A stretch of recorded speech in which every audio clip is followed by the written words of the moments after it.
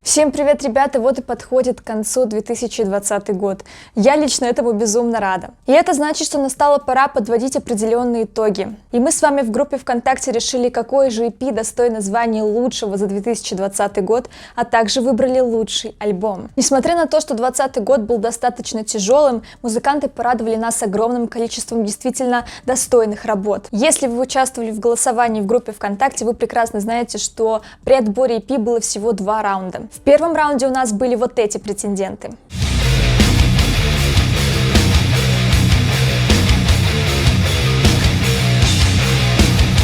И победу одержали, как вы думаете, кто? Конечно же, Bring Me The Horizon.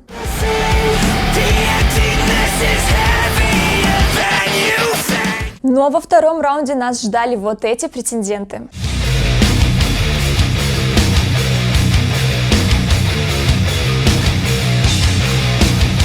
И победителем стали Within Temptation.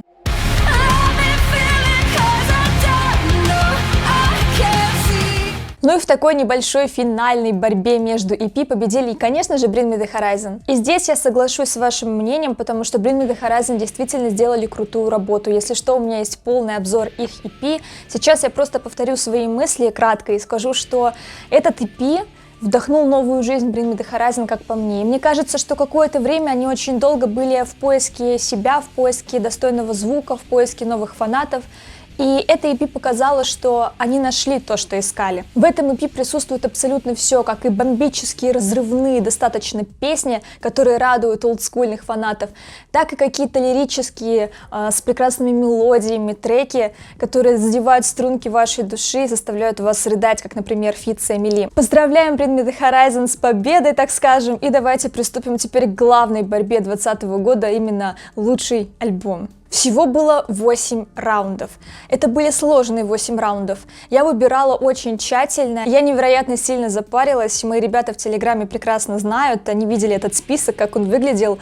Я смотрела на различных площадках по прослушиваниям. Я старалась, чтобы не было сильного разнобоя, чтобы претенденты были примерно равны. Ну что ж, в первом раунде нас приветствуют вот эти ребята.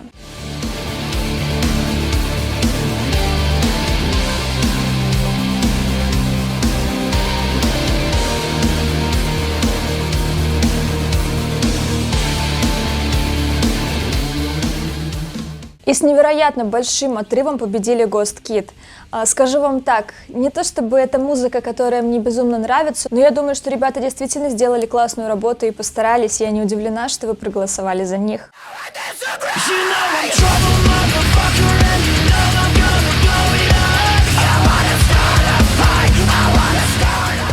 Лично у меня в этой девятке любимчик Righteous Vendetta, потому что, я знаю их очень давно, люблю этих ребят всей душой и сердцем, и как бы их альбом мне тоже очень понравился.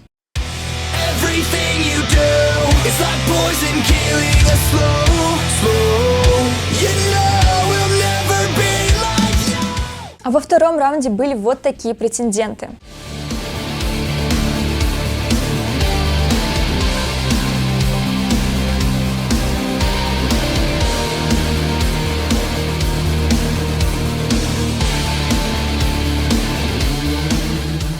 И также с достаточно большим отрывом в финал выходит Wild Ways.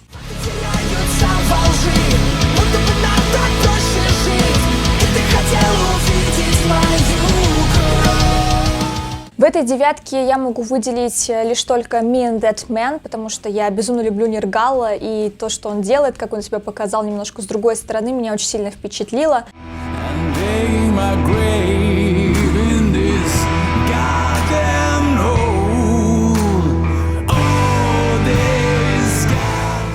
Но вообще это достаточно сильная девятка, и каждый альбом в ней достоин внимания и прослушивания, если вы вдруг упустили. Ну и давайте продолжаем, ситуация накаляется, раунд 3.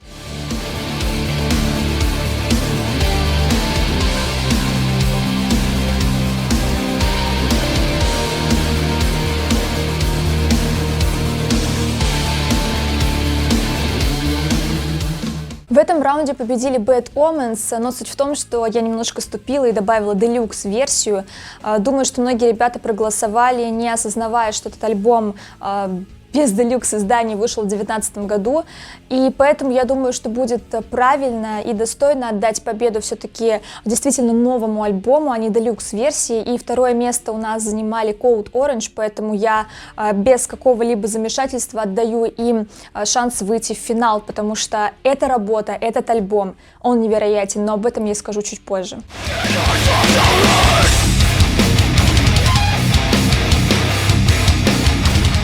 Раунд 4.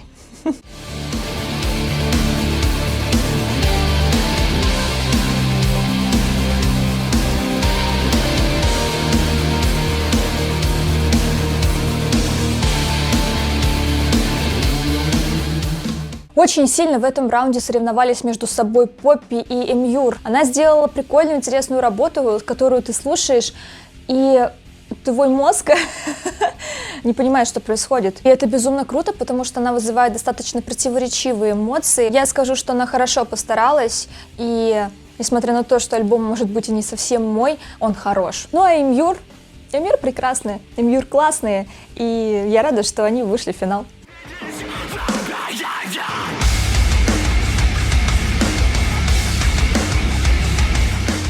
А ситуация-то все накаляется и накаляется. 5-й раунд.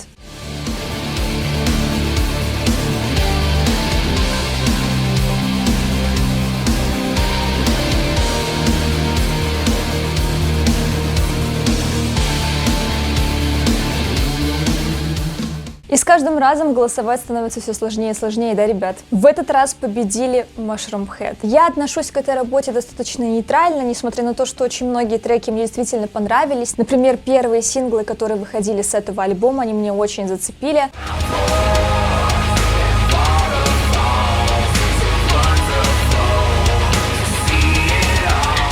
Но, конечно же, из этой девятки мои любимчики Fit for a King, и я лично проголосовала за них. Также Bury Tomorrow тоже сделали достаточно крутую работу. Я знаю, что многие из вас любят этот альбом, но, к сожалению, правила таковы, что выигрывает мнение большинства, и ребята не прошли финал. Раунд 6.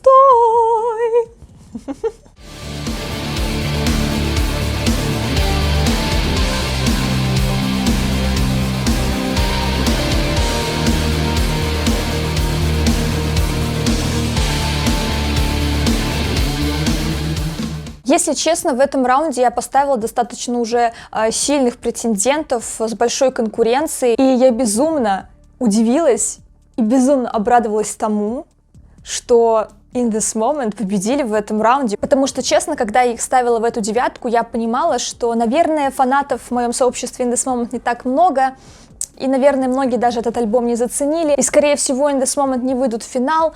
Но я надеялась, и они вышли, они прошли, что меня безумно-безумно радует.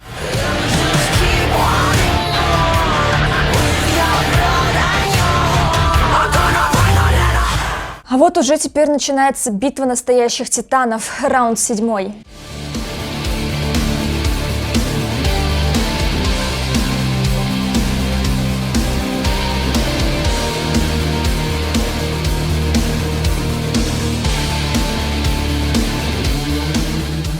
Здесь уже отрывы вообще небольшие, просто там человек 5-6. Ну и с небольшим отрывом от Suicide Silence победили Lamb of God. Честно скажу, что альбом Lamb of God, он действительно крутой, но я лично проголосовала за Suicide Silence, потому что это просто вынос мозга, это действительно настоящий разнос. Я слушала этот альбом очень много раз, просто подряд все треки. Это невероятно сильная, мощная дэткор работа. И Suicide Silence меня безумно порадовали в этом году. Ну что ж, и настала пора для финального раунда, где боролись реальные монстры. По-другому я их назвать не могу.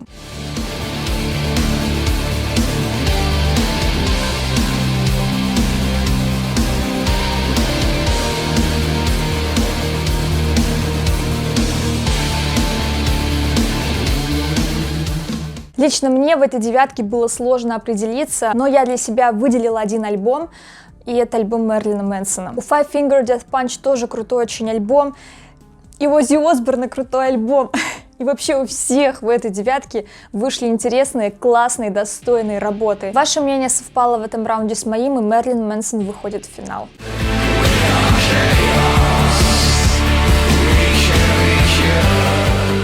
Ну что ж, время финала. Финал для меня достаточно удивительный. В финале были достаточно мощные альбомы, действительно достойные вашего внимания. И если вы не слушали альбомы претендентов, которые были в разных раундах, то послушайте хотя бы все альбомы, которые присутствуют в финале, потому что это вау. К сожалению, у меня нет обзоров на каждый из них, но на большинство вообще-то есть. Итак, давайте пройдемся по местам. Кто занял последнее 8-е место? А 8-е место заняли, к моему большому удивлению и сожалению, Code Orange. Я с вами полностью не согласна в этом выборе. Мне кажется, они достойны места намного выше, потому что ребята действительно постарались. 7-е место занимает Эмьюр. 6-е место занимают Lamb of God. 5-е место занимают Ghost Kid. 4-е место занимают In This Moment. 3-е место занимают Mushroom Head. 2 последних участника осталось, Wild Ways и Мерлин Мэнсон. Как думаете, кто же победил? Это было действительно непредсказуемо. 2-е место занимает барабанная дробь Мерлин Мэнсон. И 1-е место, к моему величайшему удивлению, занимают Wild Ways. Согласна ли я с вашим мнением? Вообще не согласна, если честно. Я не скажу, что у Wild Ways получился какой-то плохой альбом. Я сейчас не буду полностью в него погружаться. Просто скажу пару слов. Это достойная, интересная металкор работа, которую стоит послушать. Мне кажется, фанатам Wild Ways безумно понравилось то, что они сделали, потому что они особо от себя как-то не отходили. Это достаточно мощно, прогрессивно. Круто. И самое крутое, что они в этом году подписали контракт с Warner Music Russia. Это действительно огромный шаг для метал-группы. Они большие молодцы в этом плане. И оказывается, среди моих подписчиков очень много фанатов Wild Ways. Это очень круто, ребята, что вы цените наши российские группы. Но все-таки в этом голосовании я с вами не согласна, потому что альбом хороший. Он достоин определенного места, но не первого. И, конечно же, если вы выбрали, я оценю ваше мнение, и этот альбом мы будем считать лучшим за 2020 год. Но если мы говорим конкретно обо мне, то я бы отдала 1-е место другой группе. Той группе, которая заняла последнее место. Даже не In This Moment, ребята, а Code Orange. Потому что Code Orange сделали действительно мощнейшую, пробивную, невероятно крутую, с каким-то новым взглядом работу. И я вам просто настоятельно рекомендую послушать этот альбом, если вы его не слышите, потому что он взорвет ваш мозг в хорошем смысле этого слова. Я слушала его очень долго, в какой-то момент я отдыхала, потом снова возвращалась к этому альбому, переслушивала его. У меня есть большой, достаточно глубокий обзор этого альбома, так что обязательно гляньте. Вот они number one, по моему мнению, в 2020 году. Также, конечно же, я выделю работу In This Moment, потому что это моя любовь, достаточно сильная, но в то же самое время нежная, атмосферная работа, которую тоже стоит послушать.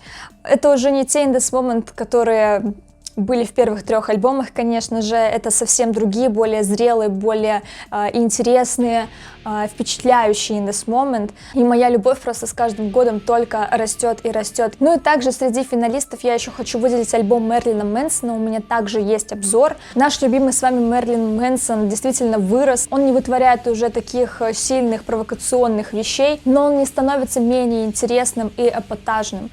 Он такой же мрачный, талантливый. Его альбом — это невероятное разнообразие, дерзость и зрелость. Вот так бы я его описала. Ну что ж, и на этом все. В конце видео мне хотелось бы поздравить вас с наступающим Новым годом. Я вам от всей души желаю всего только самого лучшего в 2021 году, чтобы наконец-то мы с вами почувствовали, что такое настоящая жизнь, чтобы все неурядицы, которые были в 2020-м, остались в 2020-м. И в 2021-м нас поджидали только самые лучшие, прекрасные эмоции, события. Самое главное, чтобы мы все наконец-таки с вами попали хотя бы на один концерт в 2021 году, потому что ходить на концерты — это круто, это важно, это интересно, это новые эмоции, знакомства. И просто хочу пожелать вам всего, наверное, самого банального: здоровья, счастья, здоровья вашим близким, родным. И любите себя, потому что любовь к окружающему миру начинается с любви к себе. Спасибо вам большое за то, что были со мной. Нас уже 50 тысяч, между прочим. Я вас очень сильно люблю. Будем херачить дальше в 2021 году. Будет очень много нового, интересного. Пока!